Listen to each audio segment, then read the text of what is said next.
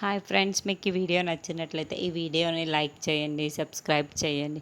బాగీని బయటికి తీసుకువెళ్ళటానికి అమర్ కారు దగ్గరికి రాగానే రాథోడ్ అమర్తో మాట్లాడాలని టెన్షన్ పడుతూ ఉంటాడు. నాతో ఏదైనా చెప్పాలా రాథోడ్, చెప్పు అని అమర్ అంటాడు.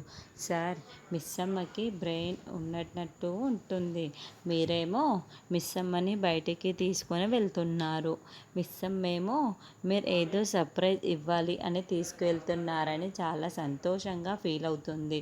సార్, ఏంటి సార్ ఇదంతా కూడా అని రాథోడ్ మాట్లాడుతూ ఉంటాడు. చూడు రాథోడ్, మిస్సమ్మకి ఏమీ కాకుండా ఇంటికి తీసుకొచ్చే బాధ్యత నాది, సరేనా అని అమర్ రాథోడ్కి ధైర్యం చెప్తూ ఉంటాడు.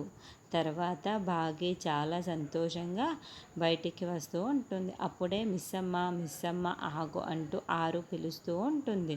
అక్క, మీరేంటి ఇక్కడ? నేను మా ఆయన ఇద్దరం కలిసి బయటికి వెళ్తున్నామక్క అని బాగి చెప్పగానే, నో, నేను ఒప్పుకోను అని ఆరు అంటుంది. నేను మా ఆయనతో కలిసి బయటికి వెళ్తుంటే మీరు ఒప్పుకపోవటం ఏంటక్క? అసలు మీరు ఎందుకు ఒప్పుకోవటం లేరు అక్క? ఆయనతో కలిసి ఎక్కడికి వెళ్తున్నాను, అసలు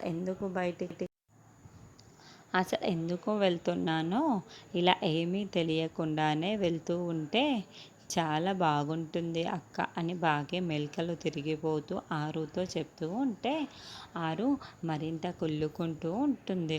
అప్పుడే బాగి, నాకు టైం అవుతుంది, వెళ్తున్నాను అక్క అని అమర్ దగ్గరికి వస్తూ ఉంటుంది.